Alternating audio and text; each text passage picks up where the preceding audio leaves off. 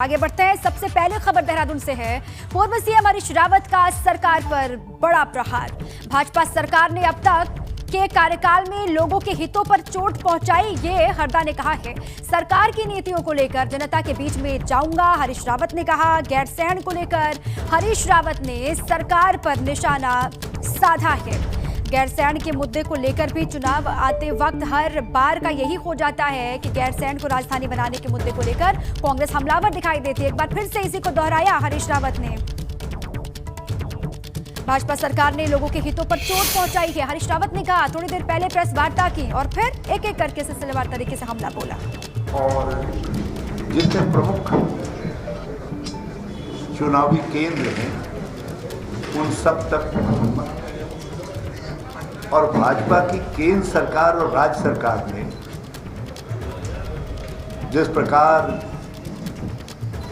पिछले 4 साल लगभग 9.5 महीनों में उत्तराखंड और उत्तराखंडियत की उपेक्षा की, उत्तराखंड के आम व्यक्ति के हितों पर चोट की है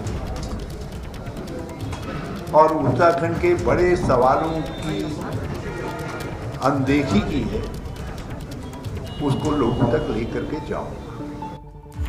अब इसी पर देहरादून से मेरे सहयोगी विनोद जुड़ चुके हैं, सीधे उन्हीं के पास आपको ले चलती हूँ। विनोद, क्योंकि लगातार लंबे वक्त से हरीश रावत हमलावर हैं, सरकार पर भी अलग अलग मसलों को लेकर वो बेहद आक्रामक भी दिखाई देते हैं। आज भी प्रेस कॉन्फ्रेंस के दरमियान वो अपने चिर परिचित अंदाज में दिखाई दिए। उन्होंने कहा कि अब सरकार की जो जन विरोधी नीतियां रही हैं उसी को लेकर के जनता के बीच में हम जाएंगे, उसके बाद फिर अपनी वापसी के लिए तैयारी की जाएगी। बिल्कुल देखिए दीपा, आज पूर्व मुख्यमंत्री हरीश रावत ने लगातार राज्य सरकार पर निशाना साधा है और हरीश रावत का ये मानना है कि पिछले 4.25 साल में राज्य सरकार ने जनता को सिर्फ ठगने का काम किया है। राज्य सरकार के तमाम जितनी भी विकास की योजनाएं हैं, तमाम कार्य हैं, उन पर हमला बोलते हुए आज हरीश रावत ने कांग्रेस के पूर्व मुख्य होने के नाते और एक बड़े वरिष्ठ नेता होने के नाते सरकार पर हमला बोला है।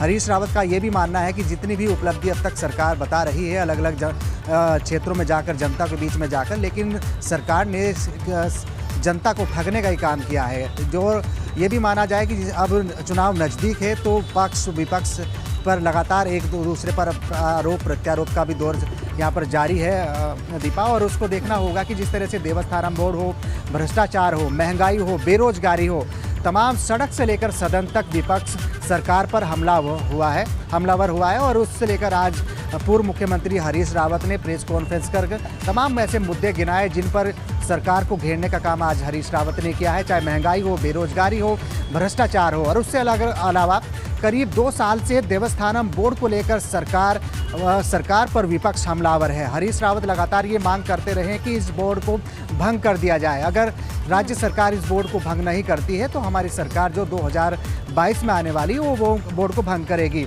तो यही आज आरोप हरीश रावत के हैं कि जितने भी राज्य सरकार की योजनाएं हैं वो अलग अलग जिम्मेदारी हरीश रावत पर ही है और इसलिए वो बेहद आक्रामक तरीके से सरकार पर सीधा हमला बोल रहे हैं। आप रहिए हमारे साथ विनोद।